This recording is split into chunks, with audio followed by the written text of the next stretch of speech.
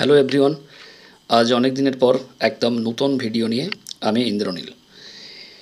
তো স্টুডেন্টদের মধ্যে এটা একটা কমন প্রবলেম থাকে।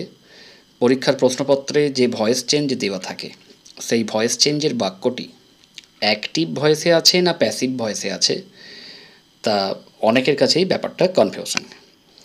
বিভিন্ন রকম নিয়ম তারা জেনে রেখেছে, যেগুলো সব কার্যকরী নয়।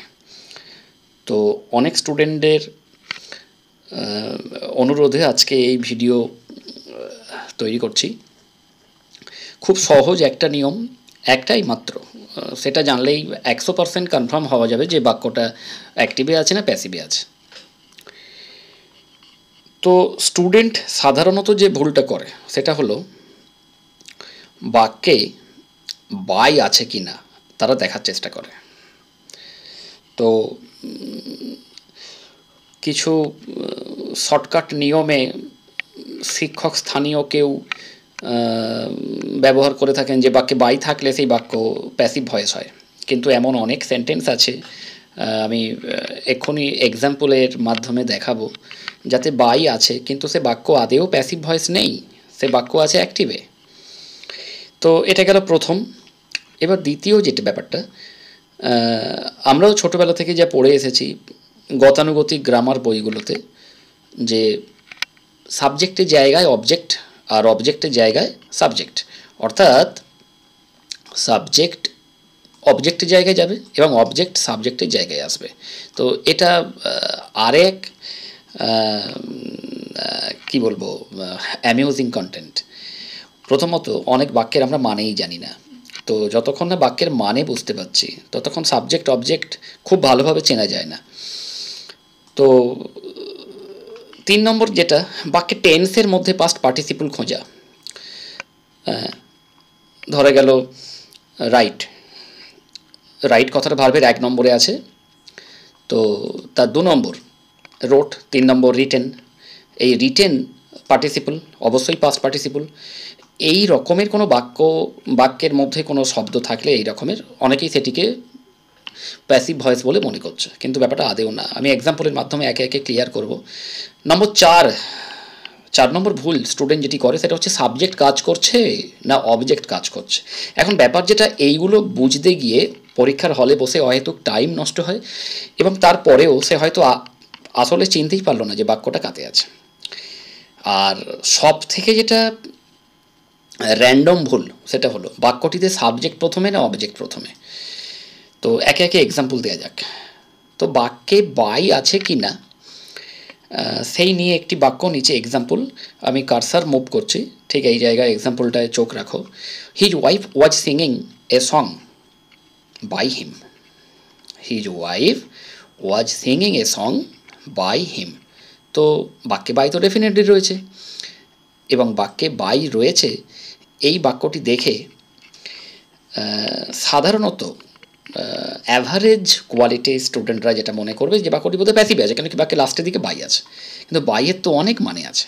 বাই মানে দ্বারা দেওয়া হয়, বাই মানে পাশে হয়, বাই মানে নিকটে হয়, বাই মানে কাছে হয়, বাই মানে ধারে হয়, এ লট অফ মিনিংস, রাইট।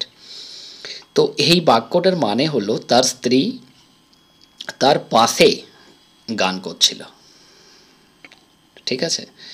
তো এই বাইয়ের এখানে প্যাসিভের কোনো ভূমিকাই নেই, কিন্তু বলা বাহুল্য এই বাইকে দেখে অনেকেই ভুল করে যে এই বাক্যটি বোধহয় প্যাসিভে আছে, কিন্তু তা না। 2 number, the snake kills the cat. এই বাক্যটি যেমন ঠিক তেমনি the cat kills the snake এটাও ঠিক, কেননা এরা উভয়েই উভয়কে মারতে পারে, এরকম শত সহস্র বাক্য আছে। তো সাবজেক্ট 2 নম্বর ভুল যেটা স্টুডেন্টরা করে, সাবজেক্ট অবজেক্টের জায়গায় এবং অবজেক্ট সাবজেক্টের জায়গায়, কিংবা বাক্যটিতে সাবজেক্ট প্রথমে না অবজেক্ট প্রথমে। তো এখানে স্নেক দেখতে পাচ্ছ সবাই, স্নেক এখানে সাবজেক্ট, এবং দ্য ক্যাট আমি ওয়ার্ডগুলিকে রেড কালার করেছি চট করে চেনার জন্যে। তো স্নেক এখানে সাবজেক্ট এবং দ্য ক্যাট এখানে অবজেক্ট, তো স্নেক এখানে প্রথমে বসেছে। ঠিক আবার যদি এই বাক্যটা দেখো, দ্য ক্যাট এখানে সাবজেক্ট এবং দ্য স্নেক এখানে অবজেক্ট। অর্থাৎ এমন কোনো কনফার্ম নিয়ম নেই যে কোনো একটা শব্দ বা কোনো একটা শব্দগুচ্ছ একাধিক তারা প্রথমে বা শেষের দিকে থাকলে সাবজেক্ট কিংবা অবজেক্ট হবে, এমন কোনো হার্ড অ্যান্ড ফিক্স রুল নেই, রাইট? তাহলে হলো না।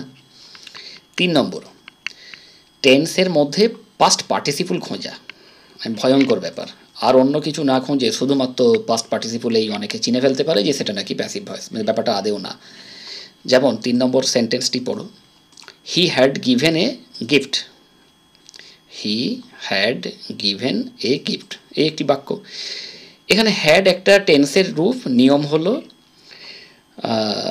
হ্যাভ, হ্যাজ, হ্যাড বা নর্মাল যে অক্সিলারি ভার্ব তার পরেই যে ক্রিয়াটি বসে সেটি ভার্বের 3 নম্বর হয়ে বসতে হবে। এটা এই নিয়মটিকেও রেকটিফাই করেছে। তো এই গিভেন ভার্বের 3 নম্বর রূপ মানে পাস্ট পার্টিসিপল রূপ, এর মানে এটা নয় যে বাক্যটা প্যাসিভে আছে। বোঝা গেল? তাহলে অ্যাকচুয়ালি কি রুলসটা, অ্যাকচুয়ালি কি, যে কোনো একটি বাক্য অ্যাক্টিভ ভয়েসে না প্যাসিভ ভয়েসে আছে সেটা চেনার অ্যাকচুয়ালি নিয়মটা কি। তো আমি সেই কন্টেন্টেই আসবো। তাহলে এই যে 5টা চেনার প্রসেস যেটা স্টুডেন্টরা সাসপেক্ট করে, স্টুডেন্টরা ফাইন্ড আউট করার চেষ্টা করে পরীক্ষার হলে বসে কিংবা টিউটোরিয়ালে, যেভাবেই হোক না কেন, এগুলো একটাও সঠিক নয়।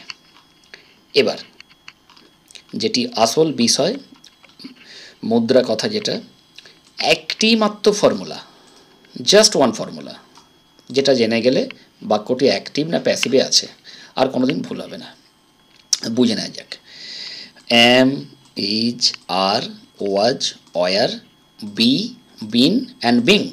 অর্থাৎ আমার কার্সার মুভমেন্ট করা ব্লকড জায়গাটা শুধুমাত্র বি ভার্ভ। তাহলে বি ভার্ভ মোট কটা আছে? Am, is, are, was, were, be, been, being. 3, 2, 5, 3, 8, 8টি বি ভার্ভ। এর বাইরে কোনো বি ভার্ভ নেই। এই বি ভার্ভ 8টির মধ্যে একটি থাকবে এবং এর পাশেই V3 অর্থাৎ ভার্বের 3 নম্বর রূপ থাকবে, যেটি পাস্ট পার্টিসিপল। শুধুমাত্র এই নিয়মটি দেখতে পেলে বা এই স্ট্রাকচারটি দেখতে পেলে সেই বাক্যটি 100% প্যাসিভে আছে, আর কিচ্ছু দেখার দরকার নেই। তাতে বাই থাক বা না থাক, ডোন্ট কেয়ার, মাইন্ড ইট। ঠিক অ্যাক্টিভের ক্ষেত্রে যাই থাক, শুধু এই স্ট্রাকচার না থাকলেই হলো। নিচে রেড কালারে আমি ক্রস রেখেছি যাতে তোমরা বুঝতে পারো, রাইট? শুধু এই স্ট্রাকচারটা না থাকলেই হলো, আর কোনো কিচ্ছু প্রয়োজন নেই। তো দুটি এক্সাম্পল দিয়েছি, দেখে নেওয়া যাক। They are playing football. Okay, they are playing football. চেষ্টা করো বলতে যে এই বাক্যটি অ্যাক্টিভে আছে না প্যাসিভে আছে অ্যাজ পার দিজ রুল। দেখো বাক্যটিতে আর তো আছে, ডেফিনেটলি আর মিলল। এখানে এভির পাশে আছে V3, কিন্তু এখানে আর এভি যেটা অক্সিলারি ভার্ব বলো বা বি ভার্ব বলো, যাই বলো কেন, কি be verb one type of auxiliary, এর পাশে আছে প্লেয়িং, তাহলে মিলল না। অর্থাৎ এই বাক্যটি আছে অ্যাক্টিভে, রাইট? এই বাক্যটি আছে অ্যাক্টিভে। বুঝতে না পারলে ভিডিওটি আবার রিপ্লে করে দেখে নাও। আর এই কন্টেন্টগুলি অত্যন্ত কনফিউজিং কন্টেন্ট।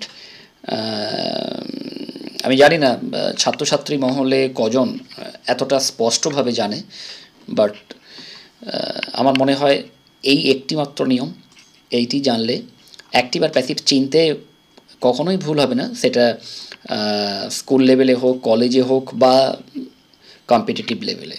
ওকে, তাহলে এটা অ্যাক্টিভ হলো। দ্বিতীয় বাক্যটি দেখো, a song is sung by Sutapa. তো এখানে তো ইজ পেয়েছি, ইজ মানে এখানে রুলসের 50% মিলল। বি ভার্ভ যে 8টা তার মধ্যে ইজ পেলাম, ইজের পাশেই থাকতে হবে V3 ভার্বের 3 নম্বর। তো এখানে ইজের পাশেই আছে সাং। সাং কোন ভার্বের V3? সিং ভার্বের V3, সিং, স্যাং, সাং। তো রুলস মিলে গেল। অর্থাৎ 2 নম্বর সেন্টেন্সটি এই সেন্টেন্সটি প্যাসিভ ভয়েসে আছে, কেননা প্যাসিভের রুল এ মেনে চলছে। দেখো এখানে বাই আছে, এই বাইটা থাকা যুক্তিযুক্ত অ্যাট দিস পারপাস, কেননা বাক্যটি প্যাসিভে আছে এবং লাস্টে বাই আছে। বাই যদি এখানে নাও থাকতো, অন্য কোনো স্ট্রাকচার থাকতো, তো বাই সুতপা আমি যদি কেটেও দিই, পড়ে আছে এ সং ইজ সাং, মানে কারো দ্বারা গানটা গাওয়া হয়েছে, রাইট। তো এই স্ট্রাকচার মিললেই বিভি প্লাস V3 মিললেই, আর বিভি আটটা আমি এখানে লিখে দিয়েছি, সেটি কনফার্ম প্যাসিভে। তো আশা করি পরিষ্কার বোঝা গেছে। ভিডিওটি বারে বারে দেখো, খাতায় প্র্যাকটিক্যালি অ্যাপ্লাই করো। আমার টেলিগ্রামেতে আমি মাঝে মধ্যেই টাস্ক পোস্ট করি বা রানিং ক্লাস রয়েছে। যে কোনোভাবে এই প্রসেসটাকে ঠিকভাবে বুঝে আমি চাই ভয়েস চেঞ্জ একদম সঠিকভাবে আইডেন্টিফাই করে নাও। তারপরে ভয়েস চেঞ্জ কীভাবে হয়, ভয়েস চেঞ্জে আরও ভিডিও রয়েছে, এই চ্যানেলেই ভিডিও রয়েছে, আরও 4টি সম্ভবত পার্ট রয়েছে, সেগুলো 1 বাই 1 দেখে প্র্যাকটিক্যালি অ্যাপ্লাই করো। আশা করি ভয়েস চেঞ্জ ভুল হবে না কারো। তো নমস্কার, আসছি পরবর্তী ভিডিও নিয়ে খুব শিগগির। ততদিন পর্যন্ত thank you and bye by.